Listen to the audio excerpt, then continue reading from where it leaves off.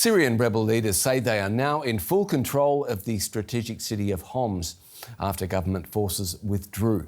The city's capture leaves the road to Damascus open for the main rebel offensive from the north, while opposition factions in the south are already on the capital's doorstep.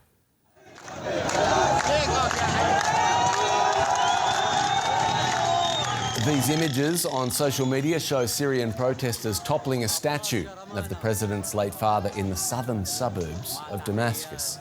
Syrian state media report that President Bashar al-Assad is still in the capital, although he hasn't been seen in days. Government soldiers have been seen fleeing across the border into Iraq. Now, in cities recently captured by the rebels, residents are already celebrating the end of Assad's decades-long rule. There's a celebratory mood here in Hama. It was only 2 days ago that Islamist-led rebels captured the city from Syrian government forces. Residents are keen to reclaim their city from the grasp of President Bashar al-Assad. The lightning pace at which rebels are marching across the country has taken many by surprise. In less than 2 weeks, opposition forces have taken control of vast swathes of the country, including major cities like Aleppo and Hama. There have been reports of mass defections from the Syrian army across the country, including in Damascus. The shifting front lines of this civil war are also bringing wider geopolitical divides into focus. Russia, one of Syria's closest allies, denounced the rebel advances. We are very much sorry for the Syrian people who became a subject of another geopolitical experiment. We are absolutely convinced of inadmissibility to use terrorists like Hayat Tahrir al-Sham to achieve geopolitical purposes.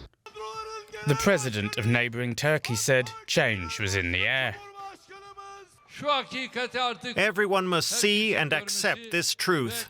There is now a new reality in Syria, politically and diplomatically. The United Nations reiterated President Erdogan's point of view. The need for an orderly political transition has never been more urgent, starting with the urgent formation of inclusive and credible transitional arrangements in Syria. With the rebels tearing down statues in Damascus's southern suburbs, the Syrian army says it's created an impenetrable military cordon around the capital. Events are moving fast, but momentum is on the insurgent side. For Bashar al-Assad, it looks increasingly likely that his days as president are numbered. Aaron Zelin researches Sunni Arab jihadi groups in North Africa and Syria at the Washington Institute for Near East Policy. Welcome, Aaron. Good to see you again. Only a week ago, you were telling me about the fall of Aleppo. How much of Syria is still under the control of President Bashar al-Assad as we speak tonight? We only see now that 3 provinces of the country are under the control of the regime. It's Heartland in the coastal areas around Tartus and Latakia, and then the city center in Damascus. Everything else has fallen either to the HTS-led offensive, the affiliated Southern Ops Room in the south, and then the Turkish-backed Syrian National Army controls north-central Syria, and then the U.S.-backed Syrian Democratic Forces control the entire east now. How do you explain, Aaron, that this rebel advance is progressing so incredibly quickly, especially now they are down into the areas that we were led to believe were Assad's strongholds?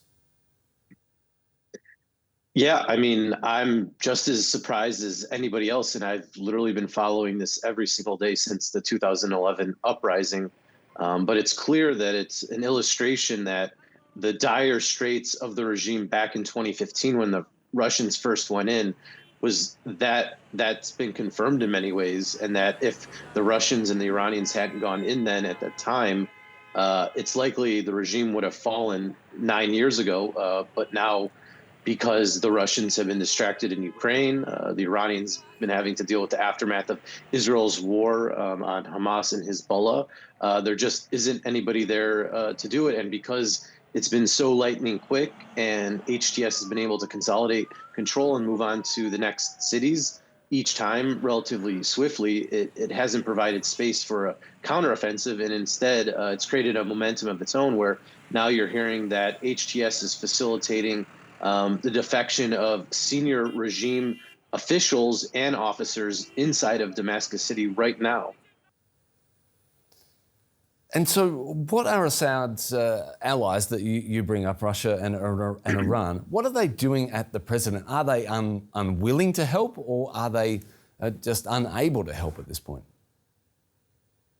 I think that in the beginning they thought maybe they would have more time to create some form of counteroffensive, but because everything has been going so swiftly, you see kind of a fait accompli happening where in the last day or two, you saw Russia calling for civilians Russian civilians to leave Damascus. You see that their Navy ships have left the ports in the coast so that they wouldn't get hit potentially by the rebel forces.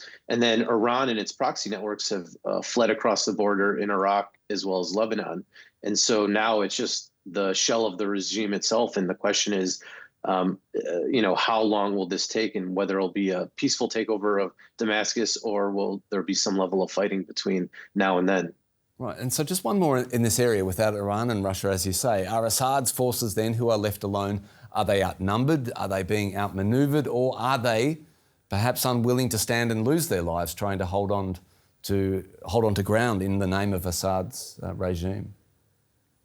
It's definitely all of the above. You see that, it's important to remember that Assad's regime, while he himself is Alawite, they still need Sunnis, but most Sunnis still dislike the regime. So now that it appears that it's all over, they don't want to have anything to do with it anymore. And so the Alawites within the regime have fled mainly to the coastal areas in their heartland in Tartus and Latakia.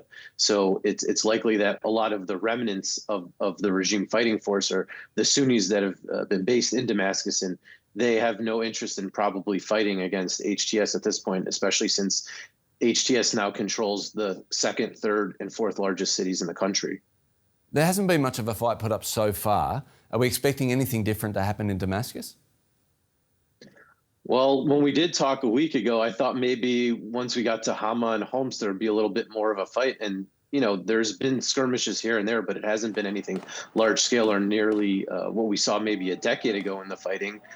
So at this point, it seems that there probably will be fighting to take the capital, but it likely won't be as big as maybe many would have imagined just a week ago. We've now had a few days to observe the rebel group around Abu Muhammad al-Jawlani from a distance. What do they want? They want to be the new rulers of Syria. Of course, it'll be in a different manner than what the Assad regime has been doing. Obviously, the Assad regime follows this Ba'athist Arab nationalistic ideology, whereas HTS, their acronym, are conservative Islamists. So they'll try and rule based off of their interpretations of Islam, especially as it relates to minorities within the society. But generally speaking, we have an 8.5-year track record of them governing Idlib in northwest Syria now, and they've primarily just been focused on, giving services and delivering goods as needed to the local population. And it hasn't been anything along the lines of what, say, we've seen with, the Islamic State or Al-Qaeda, or even, governments like in the Taliban's Afghanistan.